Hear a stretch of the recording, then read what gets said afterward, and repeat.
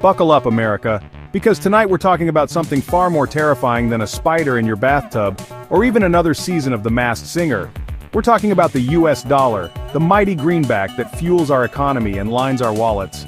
For decades, it's been the world's reserve currency, the top dog, the big cheese. But lately, there's been a whiff of fear in the air, like someone just microwaved a fish in the break room. Could the dollar be in danger? And if it falls, what happens to the American dream? Spoiler alert, it's not pretty. Think higher prices, shrinking savings, and a global power shift that could leave Uncle Sam singing Yankee Doodle in a decidedly lower key. Now I know what you're thinking, John, you beautiful, bespectacled Brit. Economics is about as exciting as watching paint dry on a Tuesday afternoon. And you're not wrong, but this isn't just about numbers on a spreadsheet. This is about your job, your mortgage, your ability to afford that overpriced latte that you convince yourself is self-care. We're talking about the stability of the entire damn system. So put down your phone, ignore that nagging sense of existential dread, and let's dive into the wild world of global finance. Don't worry, I'll make it as painless as possible. To understand why the dollar matters so much, we need to take a trip back in time. Imagine, if you will, a world still reeling from World War II. Nations are broke, trade is a mess, and everyone's looking for a way to rebuild. Enter the Bretton Woods Agreement of 1944. Think of it as the financial equivalent of a superhero team-up, with the US and its allies agreeing to peg their currencies to the dollar, which was backed by gold. Suddenly, the dollar became the world's reserve currency, the standard by which all others were measured. But the real plot twist came in the 1970s, when President Nixon decided to ditch the gold standard.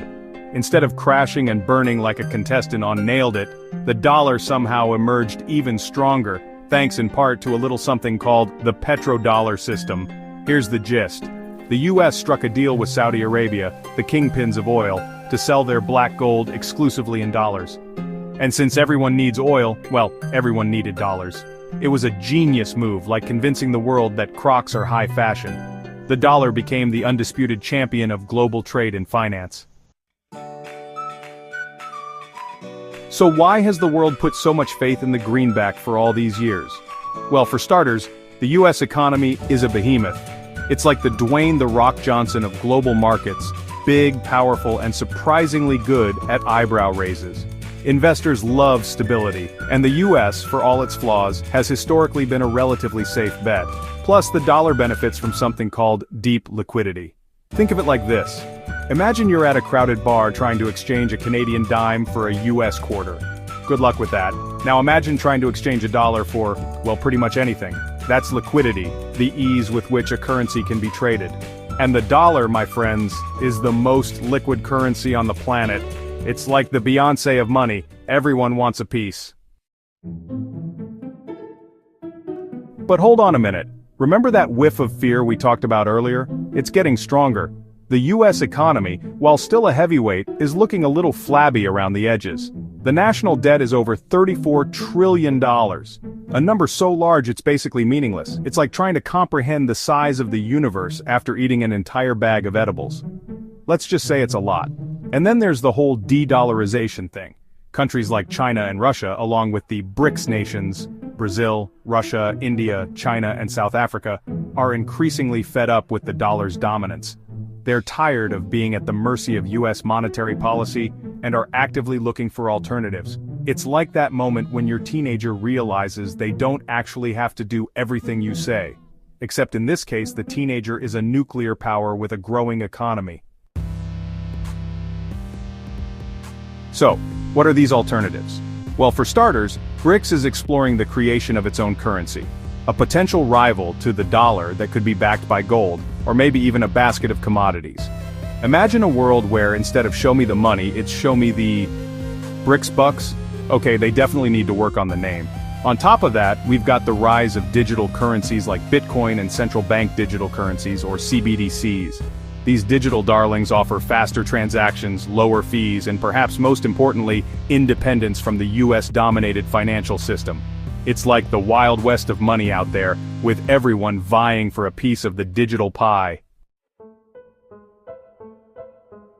But John, you might be asking, how does all this geopolitical maneuvering affect me, a humble consumer of avocado toast and streaming services? Oh, it affects you all right. A weaker dollar means higher prices on everything from gasoline to that new iPhone you've been eyeing. Remember inflation? Yeah, it's not going anywhere. In fact, it might even invite its friend, stagflation, over for a cup of economic misery. And if that's not enough to keep you up at night, consider this. A weaker dollar means a less powerful America on the world stage. It means less influence, less leverage, and potentially a diminished standard of living for all. It's enough to make you want to hoard canned goods and learn how to build a bunker in your backyard.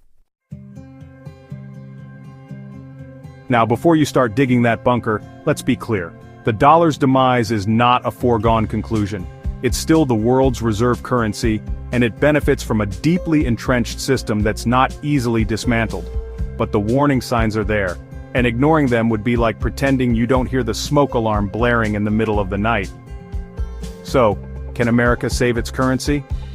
Can we address the debt, restore faith in our institutions, and adapt to the changing global landscape? Or will the dollar go the way of the dodo, a relic of a bygone era? The answer, my friends, is up to us. Now, if you'll excuse me, I'm off to buy a Swiss franc and a lifetime supply of ramen noodles. Just in case.